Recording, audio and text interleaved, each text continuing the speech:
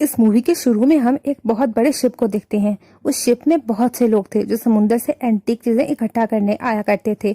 बाद में उन सामान को बेच दिया करते थे। उस शिप में एक प्रिंस भी था जिसका नाम था एरिक। उसे भी एंटीक चीजें इकट्ठा करने का बहुत शौक था, इसीलिए वो भी इस शिप पर आया हुआ था। आज के दिन मून फेस्टिवल था और आज के दिन ऐसा माना जाता था कि मरमिड समुद्र से निकलकर ऊपर आती हैं। अब शिप पर सब लोग उन मरमिड्स को पकड़ना चाहते थे, पर एरिक एक बहुत साफ दिल और अच्छा इंसान था। वह सबको ऐसा करने से मना करता है। एरिक के साथ एक आदमी था जो एरिक की मॉम यानी क्वीन का एक खास आदमी था और एरिक का गार्डियन भी था। वो एरिक से कहता है, देखो तुम्हें ये सब छोड़ देना चाहिए, आप जानते नहीं इस बात को। बाकी सब शिप्स इस खास सामान को इकट्ठा करते हैं, तो हम इस छोटे से काम को क्यों करें। पर एरिक को इन सब से कोई फर्क नहीं पड़ता था। इसके बाद हमें समुंदर की दुनिया दिखाई जाती है। समुंदर की दुनिया बहुत खूबसूरत थी। समुंदर में एक किंग भी था जिसे गॉड ऑफ वाटर भी कहते थे। उसके 7 बेटियां थीं जो मरमिड थीं। वो अपनी बेटियों को बुलाता है, पर वहाँ सिर्फ 6 मरमिड्स ही आती हैं। पर सबसे छोटी मरमिड जिसका नाम एरियल था वो वहाँ नहीं आती। किंग फिर एक क्रैब को वहाँ बुलाता है। वो था तो एक क्रैब, पर वो किंग की हर बात मानता था। किंग उसे एरियल को ढूंढने को कहता है और क्रैब चला जाता है एरियल को ढूंढने के लिए। एरियल को इंसानों की चीजें देखने का बहुत शौक था। वो अक्सर समुद्र में बहुत दूर निकल जाया करती थी इंसानों को चीजों को ढूंढते ढूंढते। एरियल का एक दोस्त भी था जो कि एक फिश थी। वो फिश हमेशा उसके साथ रहा करती थी। एरियल हमेशा समुद्र में डूबी हुई शिप्स पर आती और जो सामान उसे वहां अच्छा लगता वो अपने साथ रख लिया करती थी। अब उसको एक टूटी हुई शिप दिखाई देती है समुद्र में जो बहुत दूर थी।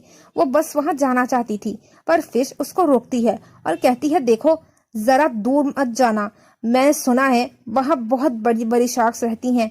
पर एरियल उसकी एक नहीं सुनती और शिप के पास चली जाती है।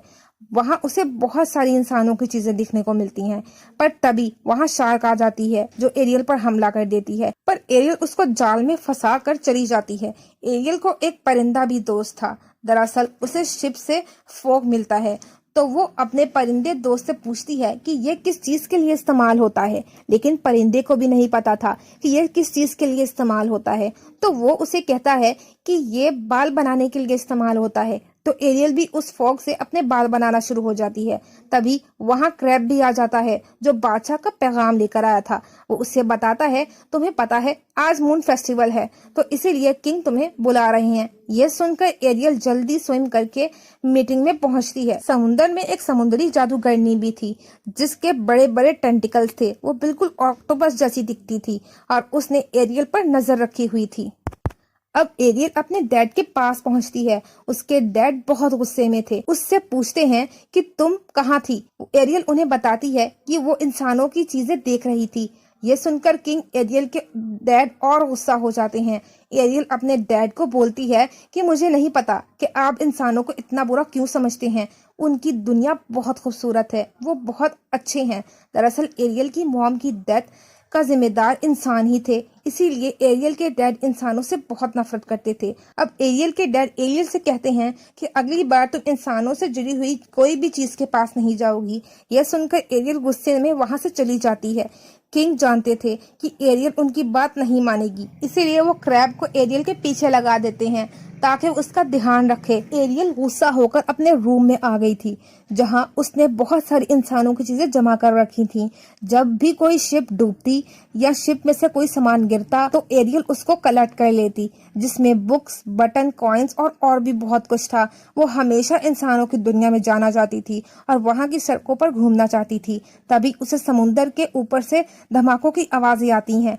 एरियल ऊपर जाती है और देखती है कि एक बहुत बड़ी शिप है जिस पर लोग फायर क्रैकर से खेल रहे हैं। शिप और किसी की नहीं बल्कि एरिक की थी। एरियल को ये सब देखकर बहुत खुशी हो रही थी। वो सोचती है कि इंसानों के पास कितनी सारी चीजें हैं। असल में एरिक अपने दोस्तों के साथ शिप में सेलिब्रेट कर रहा था। एरिक भी उनके साथ एंजॉय कर रहा था, एक आम इंसान की तरह। गार्डियन जो कि एरिक के साथ रहा करता था वो एरिक से कहता है, देखो आप एक प्रिंस हो, आप ऐसा नहीं कर सकते। पर एरिक को इन सब चीजों से कोई फर्क नहीं पड़ता था। एरियल ये सब सुनती है तो उसे एरिक के थॉट्स अच्छे लगते हैं और वो सोचती है कि ये एक अच्छा इंसान है। फिर अचानक एरिक और उसके दोस्तों को पता लगता है कि अचानक मौसम खराब हो रहा है और अचानक बारिश शुरू हो गई और समुद्र में बड़ी बड़ी लहरें आना शुरू हो गई थीं। लहरें इतनी ऊंची थीं कि सब शिप में डूब सकते थे, इसीलिए सब शिप से कूदकर छोटी बोट्स में बैठकर अपनी जिंदगियां बचाते हैं। और अब तो शिप में आग भी लग गई थी। सब शिप से निकल चुके थे सिवाय एरिक के। वो जब जब करने ही लगता है तो उसे पता लगता है कि उसका डॉग अभी भी शिप में फंसा हुआ है, तो वो डॉग को बचाने जाता है। भी एक बहुत जोर की वेव आती है और शिप के दो टुकड़े हो जाते हैं। एरिक समुद्र में डूब जाता है। एरिक समुद्र में डूब रहा था। एरियल भी वहाँ खड़ी ये सब देख रही थी। एरिक समुद्र की गहराई में चला गया था। फिर एरियल उसकी जान बचाती है। वो एरिक को समुद्र से बाहर निकालती है। जिंदगी में पहली बार उसने किसी इंसान को टच किया था, उसको देखा था। एरियल एरिक को बचाकर किनारे पर लाती है। एरिक अभी बेहोश था। एरियल अभी उसे होश में लाने की कोशिश कर ही रही थी कि वहाँ उसके जानवर दोस्त बातें कर रहे थे कि कोई भी किंग को ये नहीं बताएगा कि एरियल ने एक इंसान की जान बचाई है। वहाँ एरियल एरिक को होश में लाने की कोशिश कर रही थी। एरियल एरिक को होश में लाने के लिए गाना भी गाती है, पर तभी पैलेस से गार्ड एरिक को ढूंढते हुए वहां आते हैं। जब एरिक अपनी आंखें खोलता है तो गार्ड उनको अपने साथ ले जाते हैं। और उसने एरियल को नहीं देखा था, पर वो ये जानता था कि उसकी जान किसी लड़की ने बचाई है। एरियल भी गार्ड को देखकर छुप गई थी। ये सब विच देख रही थी, वही विच जिसका हमने मूवी के शुरू में जिक्र किया था, जिसने एरियल पर नजर रखी हुई थी। उसका इन सब के पीछे बहुत बड़ा मकसद था। अब हमें एरियल को दिखाया जाता है। अब वो एरिक से मिलने के बाद और लॉस रहने लगी थी और अब वो इंसानों की दुनिया में भी जाना चाहती थी। अब हर दिन वो एरिक का इंतजार करती कि एक दिन एरिक उसे ढूंढता हुआ यहाँ आएगा। दूसरी तरफ एरिक को इलाज चल रहा था। ठीक होकर अपनी मॉम यानी क्वीन के पास आता है और उनसे पूछता है कि क्या आपको वो लड़की मिली जिसने मेरी जिंदगी बचाई थी उस रात। मॉम बोलती है कि नहीं, अभी नहीं, पर हाँ, हम उसे ढूंढ लेंगे। और बेटा, पर तुम्हें अभी रेस्ट करना चाहिए। एरिक कहता है नहीं, मैं अभी बिल्कुल ठीक हूँ। मुझे बस अब उस लड़की को ढूंढना है जिसने मेरी जिंदगी बचाई है। मैं उसे देखना चाहता हूँ। एरिक को अब इस बात पर शक था कि शायद वो लड़की जिसने मेरी जान बचाई है वो एक मरमेड थी। वो रोज समुद्र में जाता और एरियल को ढूंढता। वो शिप पर भी एरियल को ढूंढने गया। उसे इस बात पर यकीन था कि अगर उसने अपनी जान खतरे में डाली तो वो उसे जरूर बचाने आएगी। एरियल भी अब समुद्र में खोई रहती थी। उसकी सिस्टर डूबी हुई शिप को हटा रही थी, जो कि एरिक की थी। एरियल अपनी सिस्टर से यहाँ कोई बात नहीं करती। अब उसके डैड को भी शक हो गया था कि शायद एरियल को इंसान से प्यार हो गया है। एरियल के डैड क्रैब से पूछते हैं तो क्रैब उनको सारी सच्चाई बता देता है। एरियल ने एक इंसान की जान बचाई थी। ये सुनकर किंग को बहुत गुस्सा आता है। उनके पास बहुत सारी पावर्स थी। वो उन सब इंसानों की चीजों को खत्म कर देता है जो एरियल ने जमा करके रखी थी। एरियल अपने डैड को रोकने की कोशिश करती है, पर वो नहीं सुनते। ये सब देखकर एरियल बहुत उदास हो जाती है। फिर वो विच एरियल के सामने आती है जिसने एरियल पर नजर रखी हुई थी। वो एरियल को बोलती है कि मैं तुम्हारी आंटी हूँ। सब मुझे सी विच के नाम से जानते हैं। अगर तुम वो सब चाहती हो तो तुम्हें मुझसे मिलने आना होगा। अब एरियल उस विच से मिलने चली जाती है। विच कहती है कि मुझे पता है तुम इंसान से प्यार करती हो। अगर तुम इंसान की दुनिया में जाना चाहती हो तो मैं तुम्हारी हेल्प कर सकती हूँ, पर बदले में तुम्हें मेरा एक काम करना होगा। मेरी एक शर्त है, मैं तुम्हें इंसान में बदल दूंगी, तुम्हें पाँव भी दे दूंगी, पर तुम्हें 3 दिन में वापस आना होगा। उस 3 दिनों में तुम्हें अपने प्यार के बारे में उस इंसान को बताना होगा और बदले में तुम्हें मुझे अपनी आवाज देनी होगी। अगर तुमने उस इंसान को अपने प्यार के बारे में नहीं बताया या तुम नहीं बता पाई तो तुम्हें मेरे साथ हमेशा के लिए रहना होगा। एरियल इतनी सारी शर्तें सुनकर डर जाती है और वहां से वापस जाने लगती है। ये देखकर विश बोलती है ठीक है, मत सुनो मेरी, अपने डैड के साथ रहो, पूरी जिंदगी रहो और वो तुम्हें कभी इंसानों से मिलने नहीं देंगे।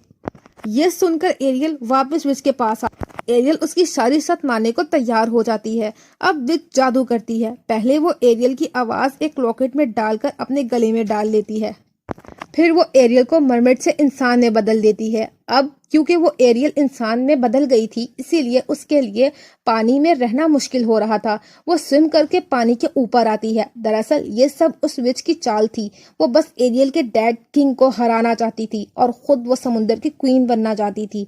समुंदर में एक फिशरमैन जब फिश पकड़ रहा था तो उसके जाल में एरियल आ जाती है। फिशरमैन उसे देखकर बहुत हैरान हो जाता है।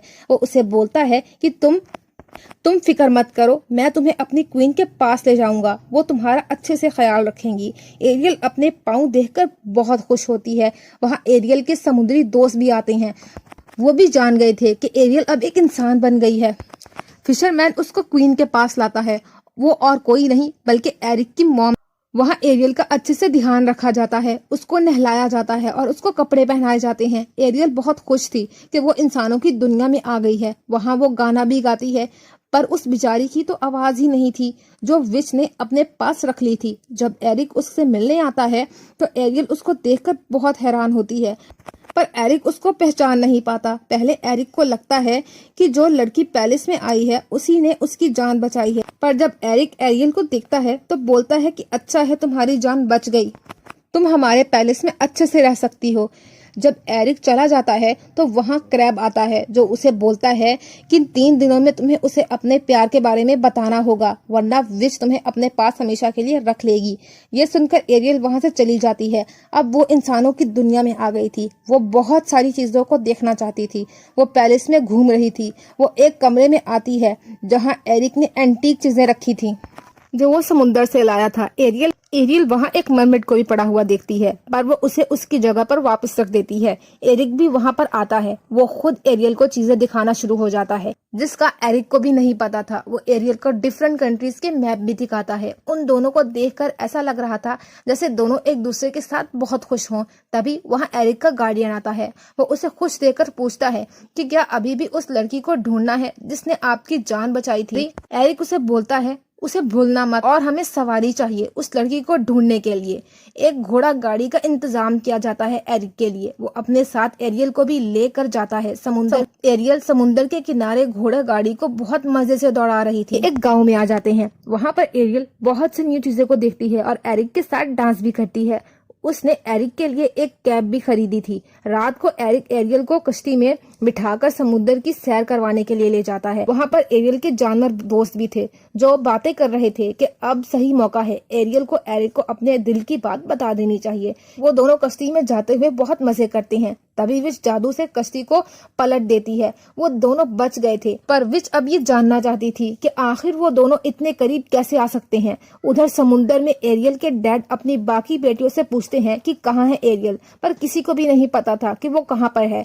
पर अब एरियल की बहनें भी एरियल को ढूंढने के लिए निकल गई थीं इंसानों की दुनिया में। उधर एरिक और एरियल वापस आ गए थे पैलेस में, जहां एरिक का गार्डियन एरिक को कहता है कि मुझे लगता है आपको वो लड़की मिल चुकी है जिसको आपकी तलाश थी, जिसके साथ आप हमेशा खुश रह सकते हैं। मुझे लगता है मुझे उस लड़की को अब नहीं ढूंढना चाहिए। मगर एरिक अभी भी अपने दिल से सेटिस्फाइड नहीं था।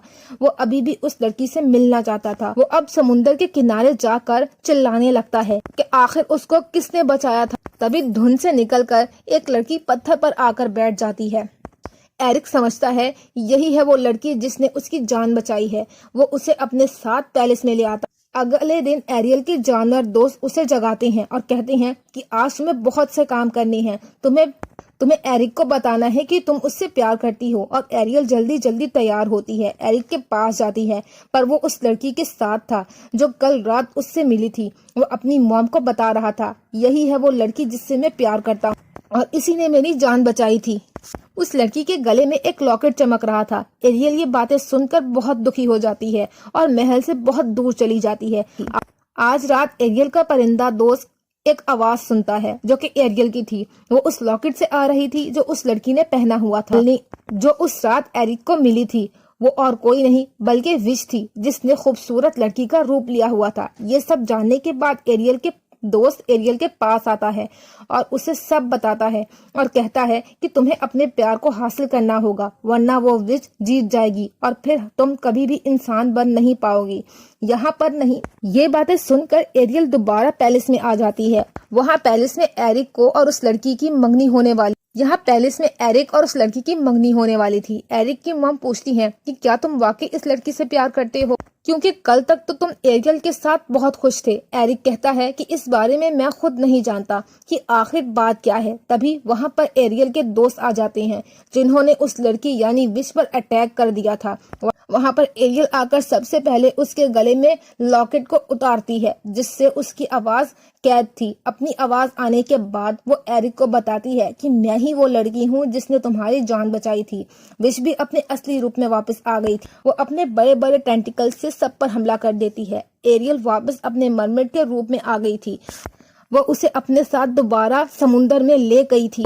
समुंदर में एरियल के डैड आ गए थे जिन्हें विश बताती है तुम्हारी बेटी की मुझसे डील हुई थी, एक ऐसी डील जिसको तुम चाहकर भी नहीं तोड़ सकते। अब एरियल के डैड अपनी बेटी को बचाने के लिए अपनी जान का सौदा विच से कर लेते हैं। विच अपने जादू से किंग को मार देती है और उनका जादुई हथियार भी खुद ले लेती है। विच का मकसद तो पूरा हो गया। वो पूरे समुद्र की क्वीन बनना चाहती थी जो उसने हासिल कर लिया था। अब वो एरियल को मारना चाहती थी। तभी वहां पर एरिक आ जाता है एरियल को बचाने के लिए।